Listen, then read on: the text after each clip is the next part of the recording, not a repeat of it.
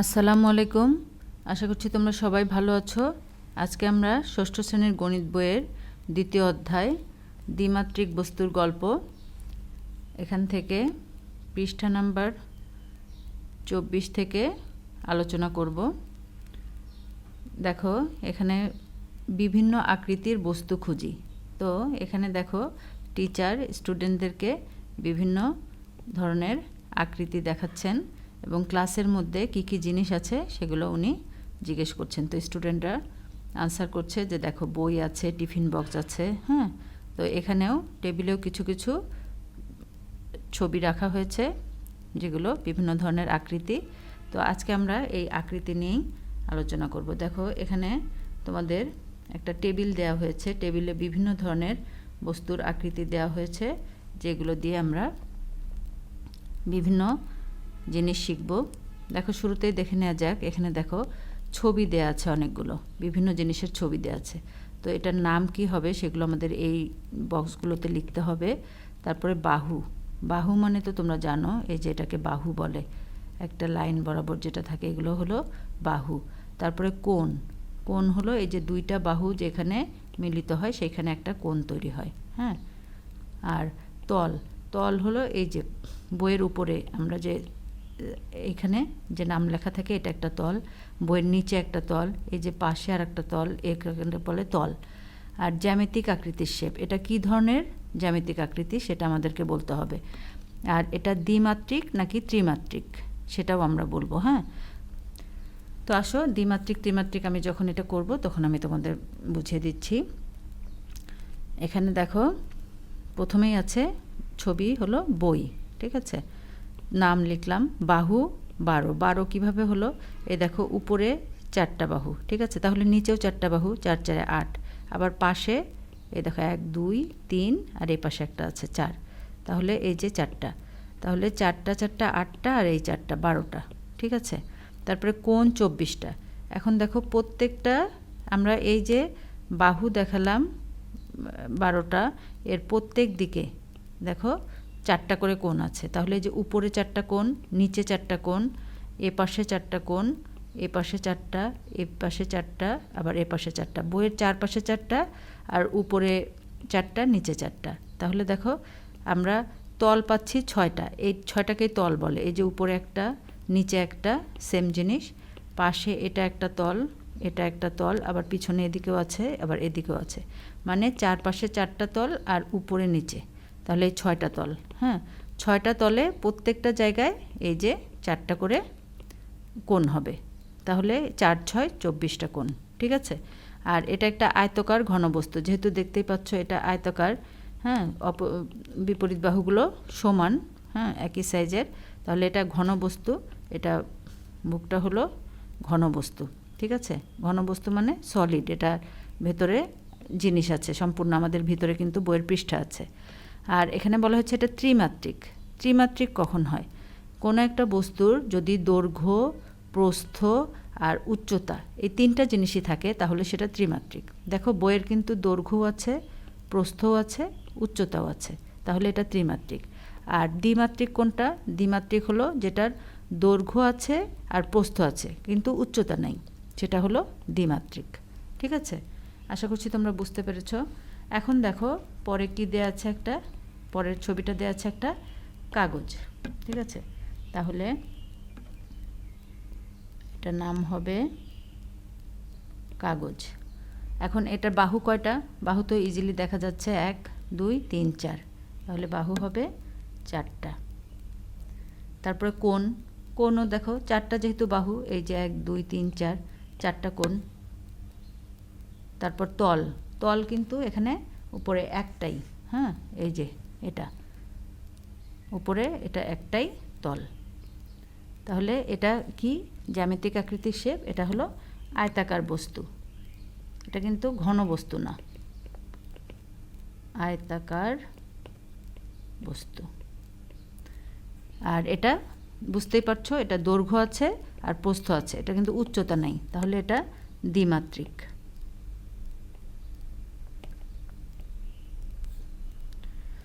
এরপরটা দেখো এটা একটা ম্যাচ বক্স, তাই না, ম্যাচ বাক্স, তাহলে এটার নাম হবে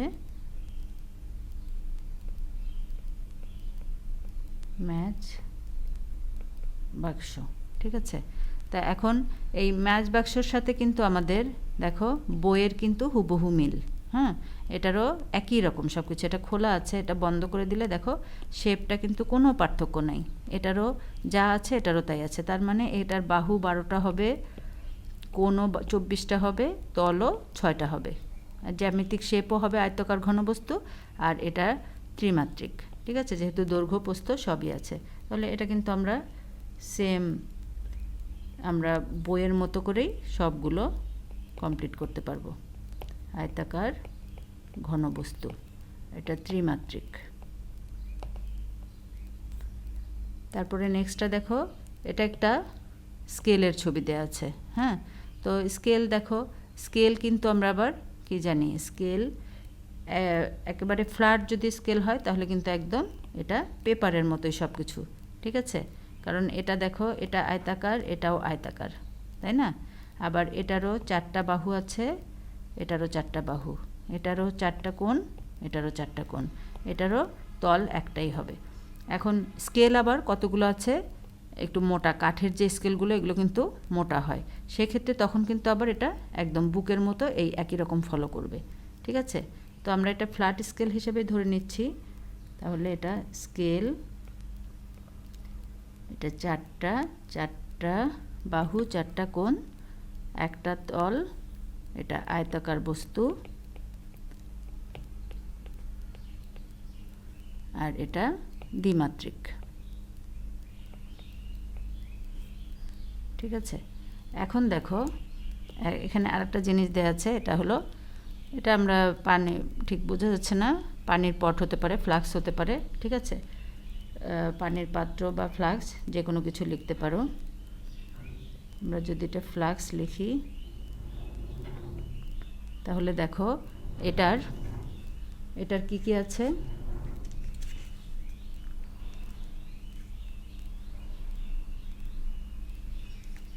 এটার কিন্তু তোমরা ভালো করে খেয়াল করো, প্রথমেই হলো বাহু। এটার কিন্তু বাহু আমরা বলতে পারবো না, হ্যাঁ, বাহু কয়টা আছে, কারণ এটা হলো রাউন্ড শেপ।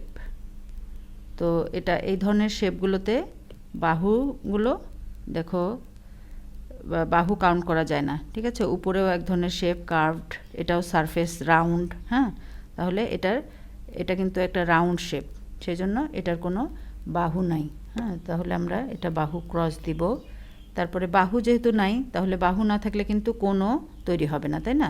দুইটা বাহু ছাড়া তো কোণ তৈরি হয় না। এখন বলা হচ্ছে এটার তল কয়টা। এখন তল দেখো, এই যে এখানে এই যে একটা, হ্যাঁ, আর এই উপর দিয়ে একটা ঘুরে যাচ্ছে, তাহলে এটার তল হবে 3টা, 1টা 2টা আর 3, টোটাল 3, ঠিক আছে, 3টা তল। আর এটা হলো একটা সিলিন্ডার শেপ, হ্যাঁ, তাহলে সিলিন্ডার বস্তু, ঠিক আছে।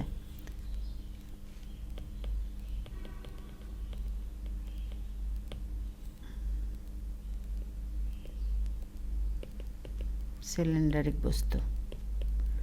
আর এটা ত্রিমাত্রিক, যেহেতু এটার হাইটও আছে, আমরা যদি মাপি, এই যে দেখো একটা আমরা লেন্থও নিতে পারবো, হাইটও নিতে পারবো, ঠিক আছে। এটা ত্রিমাত্রিক বস্তু হবে।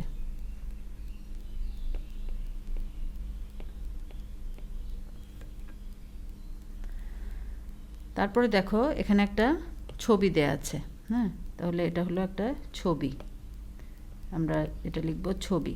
এখন ছবিটা কিন্তু সেম অ্যাজ পেপারের মতো, এই যে পেপারের মতোই হয় ছবি। এখন ছবি তাহলে একদম পেপারের মতোই হবে, বাহু থাকবে 4টা, কোণও হবে 4টা, আর তল একটা, আর এটা হলো আয়তাকার বস্তু, আর এটা দ্বিমাত্রিক। এখন তোমাদেরকে বুঝতে হবে, এটা যদি কোনো ফ্রেম হয়, মোটা কাঠের কোনো ফ্রেম হয়, তাহলে কিন্তু এটা আবার এই ধরনের শেপ হয়ে যাবে, ঠিক আছে, ম্যাচ বক্স বা বুকের মতো হয়ে যাবে, তখন আবার ওটাকে আমরা ওই হিসাবে করতে হবে। তো আমরা ফিজিক্যালি যেটা দেখব ওইভাবেই আমাদেরকে ফলো করতে হবে। এখন দেখো এখানে একটা বলের ছবি দেওয়া আছে, তাহলে এটা ছবির নাম হলো বল। এখন বলের তো কোনো সাইড নাই, কোনো কোণও হবে না, বাহুও নাই, কোণও নাই। আর এটা দেখো একটাই কার্ভ সারফেস, হ্যাঁ, এই উপর দিয়ে ঘুরে আসলে একটাই তল, হ্যাঁ, তাহলে এটা হবে এক, আর এটা হবে তোমার বৃত্তাকার শেপ, বৃত্তাকার বস্তু, ঠিক আছে। আর এটা অবশ্যই ত্রিমাত্রিক।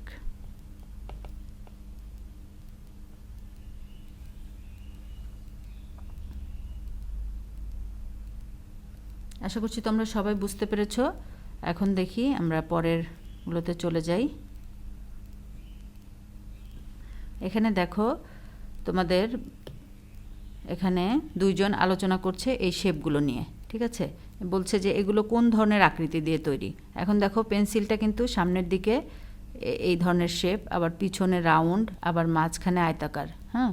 তো আবার ইরেজারটা, রাবারটা দেখো এখানে এক ধরনের, আবার রাবার বের করলে এক ধরনের। তাহলে এখানে বিভিন্ন ধরনের শেপ মিক্সড হয়ে একটা শেপ তৈরি হয়েছে। তাহলে এগুলোকে আমরা কি বলবো সেটা ওরা চিন্তায় পড়ে গেছে। তাহলে এগুলো হলো যৌগিক আকৃতির বস্তু, মানে কয়েকটা ধরনের আকৃতি নিয়ে তারপরে একটা আকৃতি তৈরি হয়েছে, এটা হলো যৌগিক আকৃতির বস্তু, ঠিক আছে। তো এখানে দেখো এই যে এটা হলো, এটাকে বলা হয় কনিক্যাল শেপ, কৌণিক, আর এটা হলো সেমি বৃত্তাকার, হ্যাঁ, আর এটা হলো সিলিন্ডারিক, ঠিক আছে। তাহলে এই তিনটা দিয়ে এখানে বিভিন্ন ধরনের শেপ তৈরি করা হয়েছে। এই যে এটার সাথে এটা জয়েন করে এটা করা হয়েছে, আবার এই দুটো জয়েন করে এটা করা হয়েছে, আবার এটাকে জয়েন করে এটা করা হয়েছে। তার মানে এগুলোকে, এটা হলো এই ধরনের বস্তুগুলোকে বলা হয় যৌগিক আকৃতির বস্তু, ঠিক আছে, যেটা বিভিন্ন ধরনের শেপ দিয়ে তৈরি করা হয়। এখন দেখো এখানে জ্যামিতিক আকৃতি নিয়ে আলোচনা করছে। এখানে একজন আরেকজনকে বলছে যে বলো তো এটা কোন আকৃতির বস্তু, যেটাতে 6টে তল আছে সেটা বলো, সেটাতে টিকমার্ক দাও, হ্যাঁ। তো 6টা তল কিছুক্ষণ আমরা আলোচনা করলাম। এটা দেখো রুবিক্স কিউব, এখানে তল কিন্তু তোমরা দেখবা 6টা সাইড, তাই না, 6টা সাইড থাকে, উপরে নিচে 2টা আর চারদিকে 4টা, তার মানে 4টা আর 2টা 6টা, তার মানে এটা তল 6টা, তো রাইট। আবার একটা এখানে দেখো ইটের ছবি দেওয়া আছে, ইটও কিন্তু দেখো উপরে একটা তল, নিচে একটা তল, আর চারপাশে 4টা, তাহলে 4 আর 2 6টা তল। কিন্তু বলের কিন্তু একটাই বক্রতল আছে, তো এটা এই জন্য হবে না, এটার 6টা তল নাই, ঠিক আছে। এখন দেখো এখানে কিছু তোমাদের মিলাতে বলেছে, যে ডানে কিছু শর্ত দেয়া আছে, এই শর্তের সাথে এই ছবিগুলো মিলাও, ঠিক আছে। তাহলে চলো আমরা দেখি এগুলো কিভাবে হয়। প্রথমে আছে 3টা বাহু একটা তল, 3টা বাহু একটা তল, তাহলে দেখো এই যে এটা 3টা বাহু আর তল একটা, তাহলে এটার সঙ্গে এটা হবে। এরপরে আছে 4টা বাহু একটা তল, তাহলে দেখো 4টা বাহু, এটা তো 4টা না, এই দেখো এটা কিন্তু 4টা বাহু আর তল একটা, তাহলে এটার সাথে আমাদের এটা ম্যাচ করে দিতে হবে। আমরা এই ডটের সাথে ডটগুলো ম্যাচ করে দেব, ঠিক আছে। এখন এরপরে আছে 6টা তল এবং প্রত্যেকটি তল সমান, হ্যাঁ, তাই এটাই কিন্তু 6টা তল, কিন্তু তলগুলো সমান না। এই যে এইটা দেখো, এটা কিন্তু 6টা তল এবং প্রত্যেকটা তলই সমান, এটা অনেকটা রুবিক্স কিউবের মতো, ঠিক আছে। তাহলে আমরা এটা কি করব, এটার সাথে ম্যাচ করে দেব। এরপর দেখো একটা আবদ্ধ বক্ররেখা ও একটি তল, ঠিক আছে, একটা আবদ্ধ বক্ররেখা আর একটা তল, তাহলে এটা কি হবে, এই যে এখানে কিন্তু 2টা জিনিস আছে, এই যে এই একটা আবদ্ধ বক্ররেখা আর তল, তো এটা কিন্তু এই যে এটা হবে, এটা আবদ্ধ বক্ররেখা আর এটা তল, জাস্ট এই বৃত্তটা হবে। আর যেটা একটি বক্রতল, এটা এখানে কিন্তু এটা বক্রতল না, ঠিক আছে, এটা কিন্তু বক্রতল না, এটা আবদ্ধ বক্ররেখা, এটা কিন্তু ডিফারেন্ট। বক্রতল আর বক্ররেখা কিন্তু এক না, ঠিক আছে। আর এখানে একটাই তল আছে, তাহলে এটা হবে এটা, আর তাহলে এটার সাথে এই যে একটি বক্রতল, এটা কিন্তু হবে আমাদের এই বলটা, ঠিক আছে? তাহলে আমরা একটি বক্রতল এটা দিয়ে দিলাম। আর এরপরে আছে দেখো 6টি তল, কিন্তু প্রত্যেকটি তল সমান নয়। দেখো 6টি তল, প্রত্যেকটি তল সমান, 6টি তল, প্রত্যেকটি তল সমান নয়। এখানে 6টা তল, এখানে কিন্তু প্রত্যেকটা তল সমান। আর এই যে আরেকটা আছে 6টা তল আছে ঠিকই, কিন্তু এটা কিন্তু সমান না। তোমরা বুঝতেই পারছো এটা একটা ইট, তো ইটের এক এক দিকে কিন্তু তলগুলো এক এক সাইজ। সো এটা আমাদের হবে এটা, ঠিক আছে? তো আশা করছি তোমরা সবাই তাহলে বুঝতে পেরেছো। এগুলো ভালো করে দেখবে এবং জিনিসগুলো শিখে রাখবে। পরবর্তীতে আমরা এই গ্রাফটা নিয়ে আলোচনা করব, ঠিক আছে? এটা কিভাবে মেজারমেন্ট করা যায় গ্রিডের সাহায্যে, আমরা সেটা বের করে দেখাবো। আজকে তাহলে এই পর্যন্তই। ভিডিওটি যদি তোমাদের ভালো লেগে থাকে তাহলে অবশ্যই প্রিয়জনদেরকে শেয়ার করবে। তোমাদের সবাইকে অনেক অনেক ধন্যবাদ।